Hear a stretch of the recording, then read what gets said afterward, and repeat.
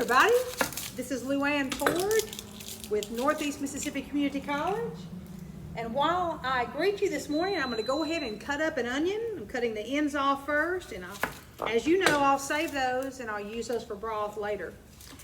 But I'm coming to you from the Nutrition Center on the campus of Northeast Mississippi Community College, where today we are cooking some freezer meals.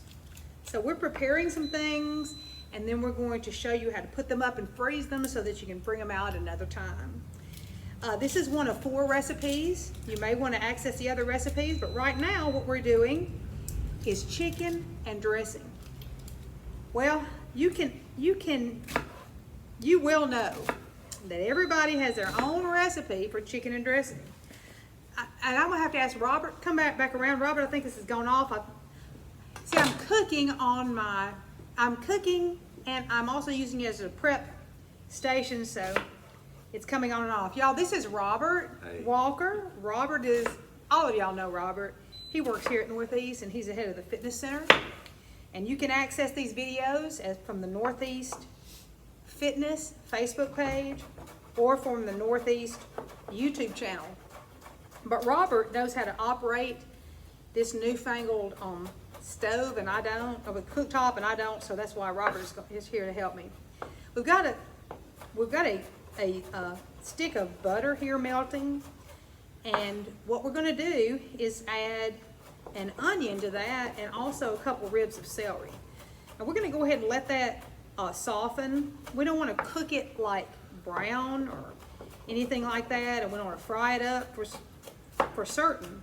But we do need to go ahead and get that done first for our chicken and dressing. So we're going to go ahead and do 1 onion and 2 ribs of celery in 1 stick of butter, and we're going to let that cook while I prepare the other ingredients. Growing up, my mom tried to make chicken and dressing, and my mother was a tremendous cook. But chicken and dressing was just something that she absolutely could not do. Mom tried and tried, but every time she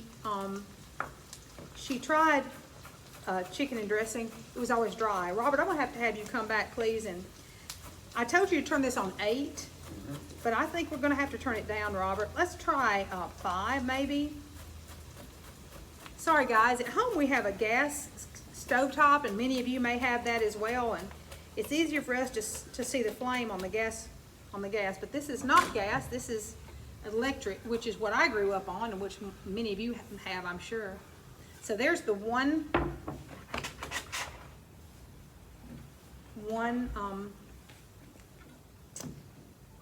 onion.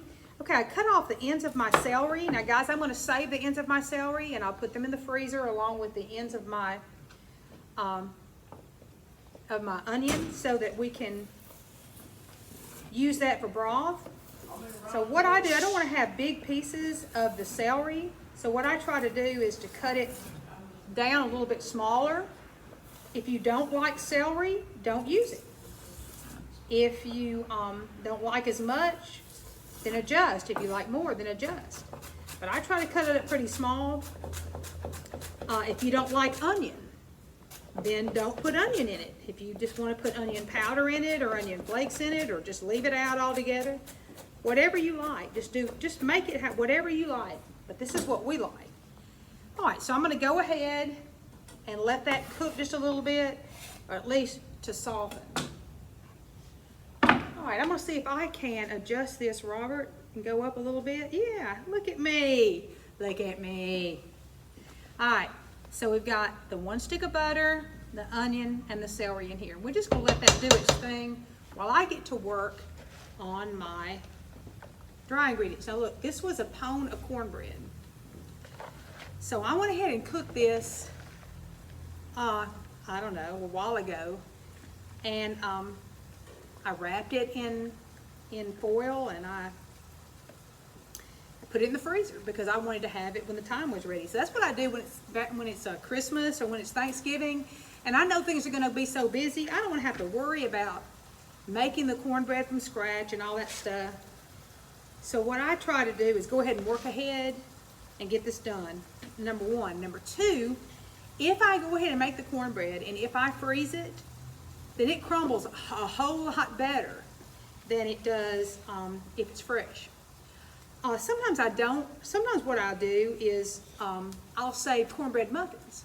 Like if we have cornbread, you know, we're eating cornbread. So I'm like, okay, so I'll make like extra. Like Ricky and I might eat 3 or 4, but I'll make 12. So I'll put those other muffins in the freezer and I'll just keep adding to that Ziploc bag. And then whenever I get enough, I'm like, I don't want to let that sit too long. If I let it sit too long in the freezer, especially if it's in a Ziploc bag, it'll get freezer burned. If I have a cone like this, a big, like a skillet worth, then then it's not so likely to get freezer burned if I wrap it in foil because it's not exposed to the oxygen. All right, now people use all other kind of binders besides, thank you, Robert, besides the cornbread. Now what I like to use is biscuits. Now don't ask me why, I don't know. But these biscuits are leftovers from some that I had that Ricky and I had eaten, and we didn't eat them all, so I saved them. Now some people use loaf bread. I mean, most people probably use old loaf bread here, but I just like to use the biscuits. I think I'm gonna put 3 in here. Now my mother-in-law, Ricky's mom, she uses crackers. She'll bind this with crackers, but not me. I like to use it. So I'm gonna mix that up a little bit.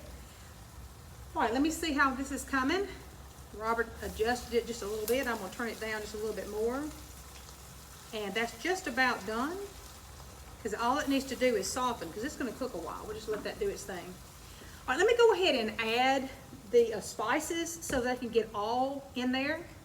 I don't like mine really spicy, so I'm gonna put, this is what I do. Of course, you adjust it for how you like it. But I'm gonna put 1 teaspoon of salt.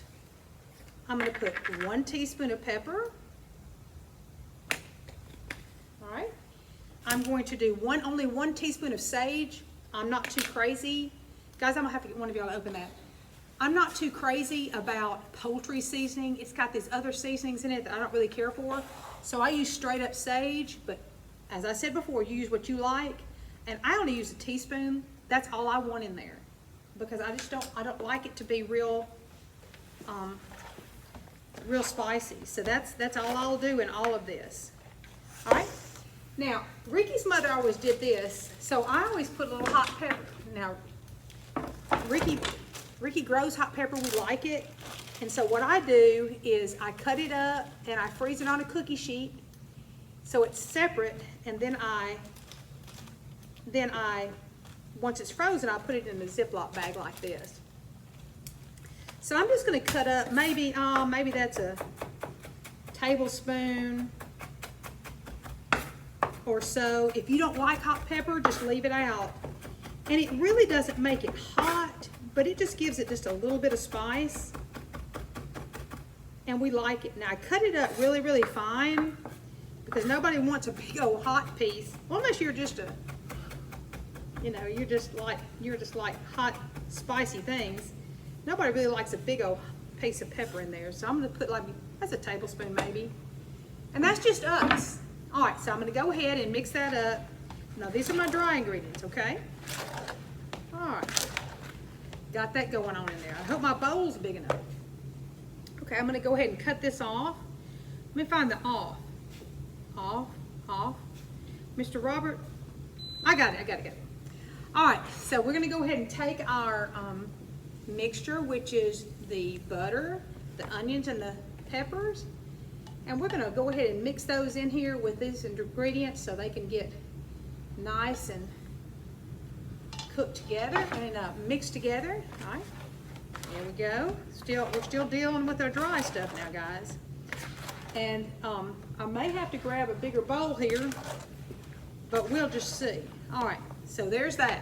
All right, to that, I'm going to add a couple of cans of cream of chicken soup. Now, sometimes if I don't have chicken, I'll put some cream of mushroom, but I don't care for that. Sometimes if I've got cream of celery, I might add that. just whatever you like. But I found that it makes it so much better to add the cream soups. So there's that. Let me go ahead and mix that in. I usually just dump everything and then just go from there. Robert, there's a bigger bowl right under there. If you'll grab that, I'm going to try to use that after I get this mixed up. But for this particular thing, what I like to do, yeah, there we go. Now I'm going to go ahead, if you put it up here, Robert, I'm going to go ahead and dump this in there. Now I've got it to this stage. But everybody could see it so far, so that's good. Let's see, I'm going to put this out of the way over here. I have a big dish pan at my house that I use when I mix this up because it makes so much. And so that's what I should have brought today, shouldn't I? You probably have one too. All right, I'm going to go ahead and use that for my eggs. So that's what we have so far in our bowl. Now everybody knows we need eggs. So I'm just going to use what I just have here, and we'll mix up 4 eggs. If you like more eggs, then add more. If you don't like that many, then don't put that many. But this is what we use. We use these 4 eggs. Now I'm going to go ahead and mix those up.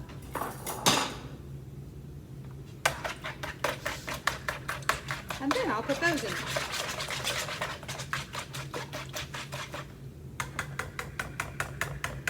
All right. There we go. It's just a big conglomeration of everything, guys. Tell you what, chicken and dressing. Some people like it any way, some people only like it certain ways. It's one of those things that I guess everybody likes it, like they grew up having it, and it just fills you up. It's just a wonderful thing to have chicken and dressing. All right, so we're getting a little more and more moist here. So there we go. Now, the really critical thing is your liquid. I'm going to get you to give me a glass over there, please, Robert, or a cup measure, because I've got some warm broth right here, and we're going to have to watch this to decide exactly, that's fine, exactly how much liquid we need to add. And I really couldn't tell you how much, but we've got a cup right here, so we're going to go ahead and pour some broth in there. Now let's talk about this broth. Here's my chicken, and I went ahead and cooked this. This is just chicken thighs. The reason I like to put chicken thighs in my chicken and dressing is because that dark meat is so much richer, and it's not dry at all, like chicken breast would be. And so what I did was I took my chicken thighs with the bone in it, and I went ahead and put them in water. I put my frozen in pieces of my celery and my onion in the broth, and I cooked it. I took my chicken out, and look at this rich broth. And see, that is what is going in here because it has such great taste. I also put some I shake a little bit of red pepper flakes in there too. All right, now this is kind of soupy. But that's the way we want it, guys. If it's not soupy, then it's going to be crusty and hard. But if you don't like it that way, if you like it to be more firm, then that's the way you need to fix it. All right? So this is the consistency that we have. All right. Now I'm going to add some chicken at the last minute to this. If you're having turkey, you're cooking a turkey and you're having dressing, then you wouldn't add as much chicken to it. But if all you're having, if you're going to take this to someone and this is going to be their meal, and this is going to be their meat and everything, then you're going to need to add more chicken because that's going to be their main meat, so that when they dip into it, then they're going to have enough meat to say they've eaten some meat. I'm going to put just a little bit more because what's going to happen is that that cornbread and those biscuits are going to soak all that liquid up. All right, thank you, Robert, for helping me. Okay, guys, so what we're going to do is to freeze this up now. And it depends on how many people you're going to feed. I mean, if I we're going to feed a large number, then I would take a rectangle thing. But what I generally do is I like to use these 8-inch or 9-inch round pans. Now, they sell these at Walmart or any supply store like that. They sell them at the Dollar Tree, which is where I like to buy them because I like the cardboard tops that they sell there. You can get the 9-inch ones. You can get the 4 or 5-inch ones too if you're taking to maybe a couple and that's of people and they won't eat this much. You can take the smaller amount. All right, so we'll go ahead and spray that with Pam so that when they cook it, it won't stick to the pan. I'll tell you what I'm going to do. I'm going to go ahead and use the same cup and measure out some into my pan here. All right. Now the method that I'm going to use, I'm not going to dish the rest of that out. But you'll dish this out until it's gone. All right. Now watch closely about how to prepare this so that it doesn't get freezer burned. All right. First thing we're going to do is take some plastic wrap. I'm going to put it over the top of this and I'm going to push it down onto the surface because I don't want any of the surface to be exposed, all right? Because we don't want it to be freezer burned. Now, if I had been able to buy some of the tops at the Dollar Tree, I would have had a cardboard. Robert, I'll get you, if you'll get the frozen one out of the bottom of the freezer, I would have put that, I'll show you the top, but I didn't have one of those. But what I was able to buy was one with this kind of a top, which I don't like as well, but it'll work. So I've got it covered up there, and I'll go ahead and I will close it up like this, and I'll put it in the freezer. All right? And we'll get the one, pull that out. We'll get the one out of the freezer. And it looks like this. Okay. Now this is the one that I've already done and put in the freezer. It says chicken and dressing, thaw and bake at 350 degrees for 30 minutes or until bubbly. So these are the kind of ones that sometimes you can order or you can get from the Dollar Tree.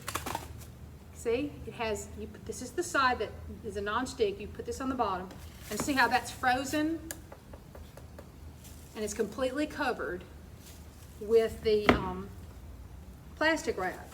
So when we get ready to cook it, we'll take it out, put it in the refrigerator, thaw it out, and you can cover it with foil and bake it, and we'll have all the instructions on the website.